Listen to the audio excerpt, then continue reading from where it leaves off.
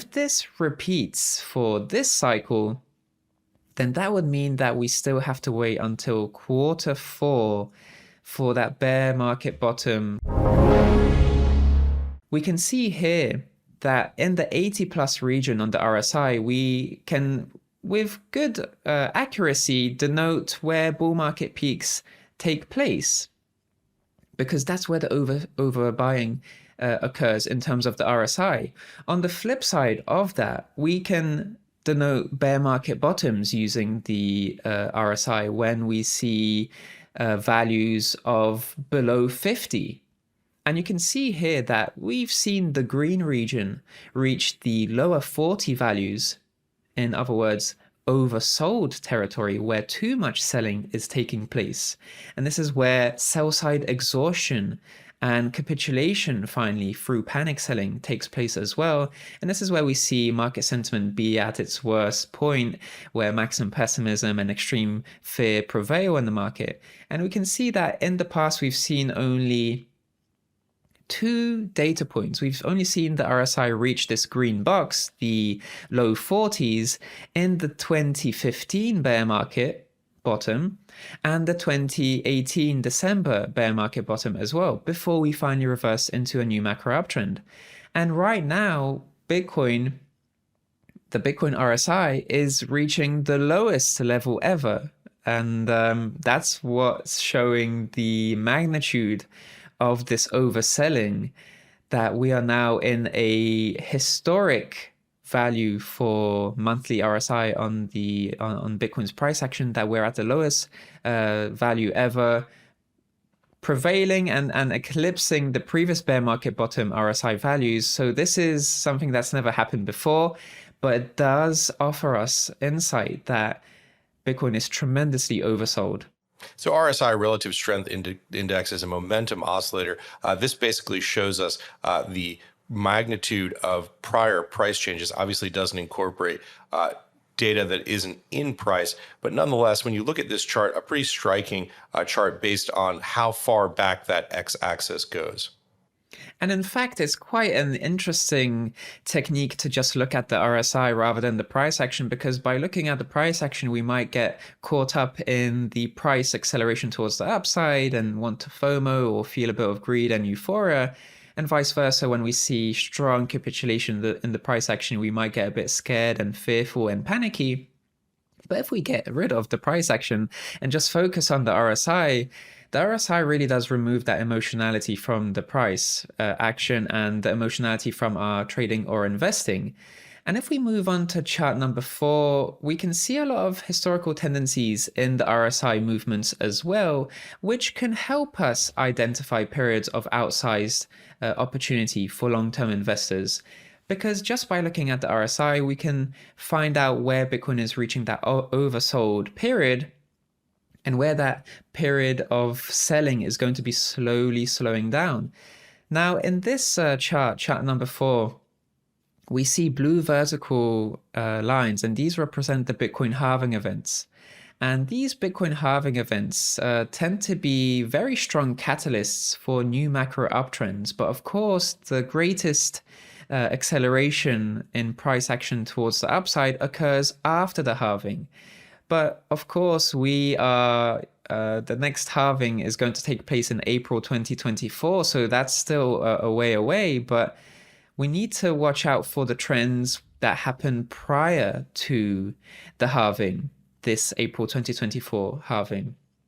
And just looking back, historically, bear market bottoms in Bitcoin's price action and the RSI, they tend to take place 486 days to 547 days before the halving. And that's quite interesting, because there is a mirroring quality in some way that at least 500 days or so need to take place for that bottom prior to the halving to occur.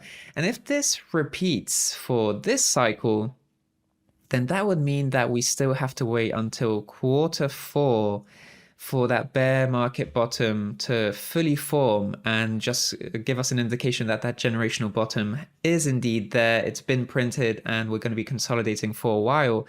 So if history repeats and Bitcoin forms a bear market bottom on the RSI some 486 days to 550 days, then that bear market bottom is going to take place in about August, September to November, Q4, roughly speaking, just looking here on average.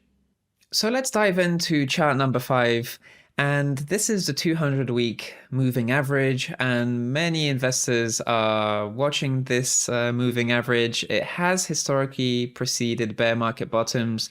Just looking back to 2015, for example, you can see that some downside wicking in the price action occurs below the 200-week moving average, which is this yellow line.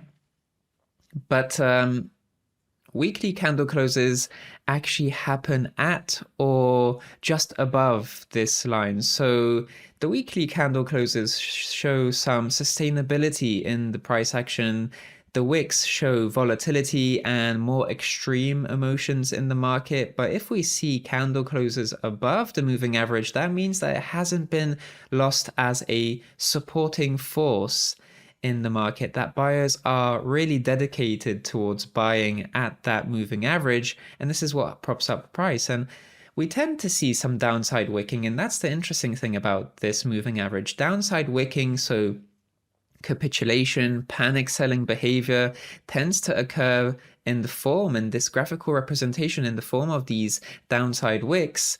Lots of fervent emotional buy side and sell side behavior occurring in the red downside wicking candle. For instance, in March 2020, we saw lots of fervent emotions during that period where we saw capitulation and long downside wicking below the 200-week moving average, and the same in the follow through, in the buy side follow through, where we saw wicks towards the upside and the downside. There was tremendous volatility and emotionality in that period. And of course, looking back now, a few years back, it's been a few years since March 2020, we forget about those emotions. But of course, those who lived it and were watching the charts at that time remember that volatility in the emotions.